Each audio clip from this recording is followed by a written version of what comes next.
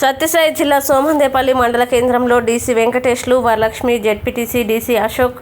DC Maruthi ఆధ్వర్యంలో power looms ఫ్యాక్టరీలో పడిపూజ కార్యక్రమం నిర్వహించారు. శివస్వాములు ఘనంగా సోమవారం సాయంత్రం 7 గంటలకి భజన, శివమాల ధరించిన శివభక్తులచే శ్రీ సత్యసాయి భక్త మండలి భక్తి శ్రద్ధలతో మారుతి డీసీ మారుతి దంపతుల చేత